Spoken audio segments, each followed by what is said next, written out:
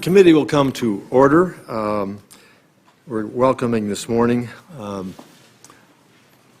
Chair Yellen, Federal Reserve Chairman. I would like to just announce to my colleagues, and many of them will be filing in shortly, we have a hard stop at noon, both for the chairman's sake and we have a Senate vote at noon. So we're doing everything we can as chair to get everybody the opportunity to ask questions of the chair, but to my colleagues, it's a hard stop, so we're not going to be able to go beyond that time frame. The Joint Economic Committee has a long tradition of receiving regular updates from the chair of the Federal Reserve, and we're pleased to hear the chair's insights once again before the Congress adjourns for this cycle in 2016. While we have seen some encouraging metrics of economic performance over the past year, the next Congress and the next administration will still face a number of challenges. 8 years after a deep recession, we're still looking for a higher rate of GDP growth, stronger productivity growth, and increased work opportunities, especially for prime-age workers.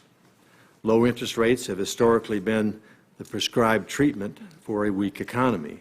However, the past 7 years have clearly taught us that low interest rates alone cannot cure an ailing economy.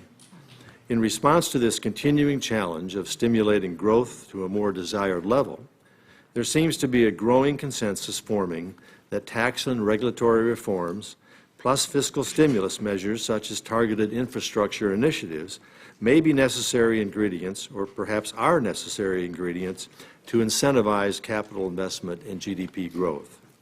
But as we pursue these policy changes, we also have to be mindful of a nearly $20 trillion national debt that looms ominously over the U.S. economy. Where debt to GDP stood at 39.3% in 2008, it will total 76.6% by the end of this year, according to the CBO analysis, and will climb to 85.5% over the next 10 years. We look forward to hearing the Chair's thoughts on this economic outlook, as well as the types of policies that Congress perhaps should be looking at and considering during this time of change. I now recognize Ranking Member Maloney for her opening statement. Thank you. Thank you so much, Mr. Chairman, and for your leadership. This is likely the last hearing of the Joint Economic Committee in the 114th Congress, and I'd like to sincerely thank Chairman Coates for his stewardship of the JEC and for holding a number of very interesting hearings that have generated excellent discussion. I'd also like to thank my colleagues on both sides of the aisle and to welcome Martin Heinrich as the ranking member on the Democratic side, and to express my appreciation to Ms. Klobuchar, who is going, I understand, to be ranking on rules. I'm particularly pleased that we are ending on a very high note with Federal Reserve Chair Janet Yellen. Chair Yellen, I think it's fair to say that all my colleagues warmly welcome you to this hearing and look forward to hearing your thoughts at this critical time. I'd like to begin by thanking you for your extraordinary and careful leadership of the Federal Reserve. The Fed has played a critical role in helping our country recover from the worst recession since the Great Depression. Your steady hand has built on the work of your predecessor and has guided the economy forward, and we thank you. Much has changed since you appeared before the committee about a year ago. The economy has continued to strengthen. The labor market has continued to improve.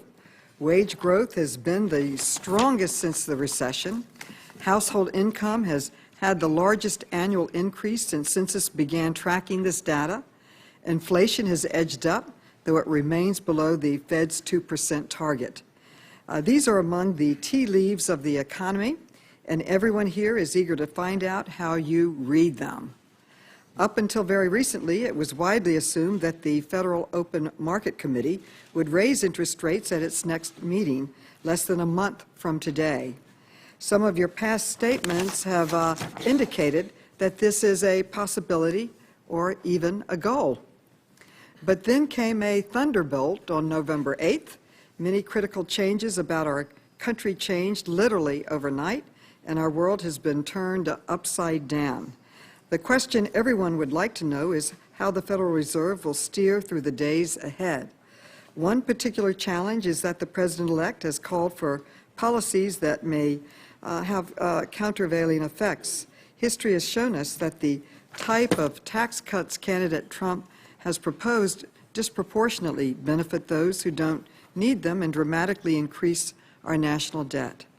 I'm also curious to see how President-elect Trump's infrastructure plan be reconciled with the Republican Congress's past opposition to fiscal stimulus. There is a great deal of uncertainty about fiscal policy, and that leads to uncertainty for markets, businesses, and the economy overall. One constant that I have is that we can count on is monetary policy that will